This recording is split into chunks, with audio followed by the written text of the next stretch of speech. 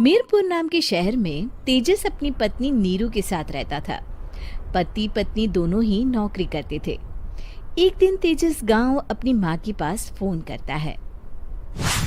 Hello, प्रणाम माँ।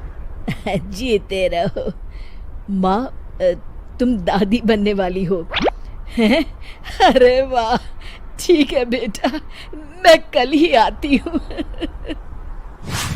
जब माँ जी शहर पहुंची तो बेटे बहू ने बहुत अच्छे से स्वागत किया। लीजिए माँ जी, चाय। अरे गर्मा गर्म पकोड़े ले आओ माँ के लिए। नीरू रसोई में गई और 2 मिनट में ही पकोड़े ले आई। जी ये लीजिए। बहू जादू से बनाए हैं क्या? अभी तो रसोई में गई थी। यम्मी। माँ जी, शीला रसोई में पकोड़े तल रही है, मैं बस लेकर आई। हे भगवान, मेरा धर्म भ्रष्ट कर दिया तूने। अब तो गंगा जल से शुद्धिकरण करना होगा। दूसरे दिन, माँ जी मैंने नाश्ता बना दिया है, ऑफिस जा रही हूँ। पर अभी तो घर का सारा काम पड़ा है। शीला आती ही होगी, झाड़ू पोछा बर्तन कपड़े वो सब कर लेगी।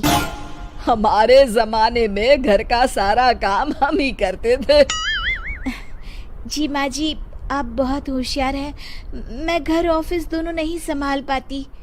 तो जरूरत क्या है घर से बाहर जाकर चाकरी करने की? वैसे भी घर का काम खुद करने से घर में बरकत आती है, समझी? पर माँ जी। पर वर कुछ नहीं, इस महीने की पगार मिले फिर ऑफिस बंद। हाँ। रात को नीरू तेजस से कहती है, सुनिए जी, माँ जी बोल रही थी कि मैं नौकरी छोड़ दूं। वैसे ठीक ही तो है, अभी तुम्हें आराम की जरूरत है। फिर भी आराम कहाँ, शीला को छुड़ाने के लिए बोल रही थी।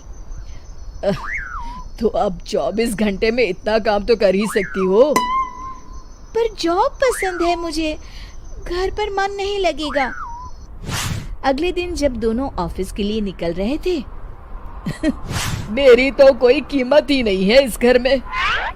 माँ जी, आजकल महंगाई बहुत है, रहन सहन भी बदल गया है, दोनों नौकरी करते हैं तभी ठीक रहता है।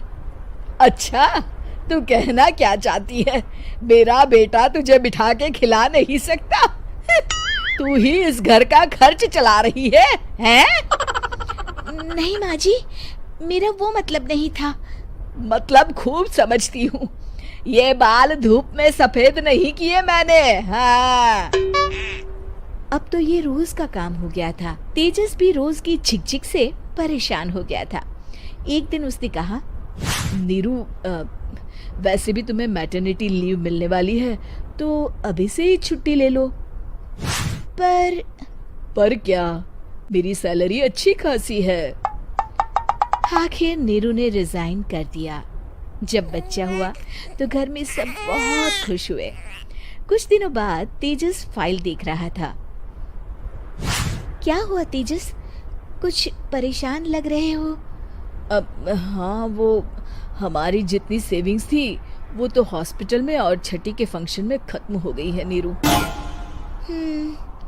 और अभी वैसे मंदी चल रही है तो मैं बोल रही थी कल मुन्ना को हेपेटाइटिस का टीका लगवाना है।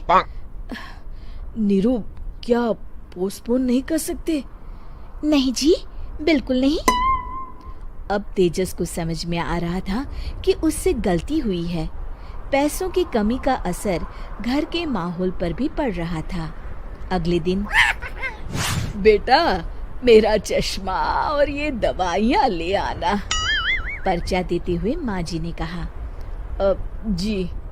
तेजस, मुन्ना के लिए दूध का डिब्बा और डायपर भी ले आना, और ये किराने के सामान की लिस्ट है, इसे भी लाना है। तेजस गुस्से में लिस्ट मरोड़कर फेंकता है और चिल्लाता है, पैसे क्या पेड़ पर उगते हैं?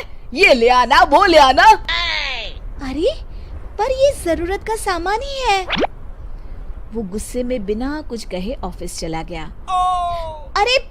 अरे लंच तो ले जाइए। नीरू दौड़कर डिब्बा पकड़ाती है।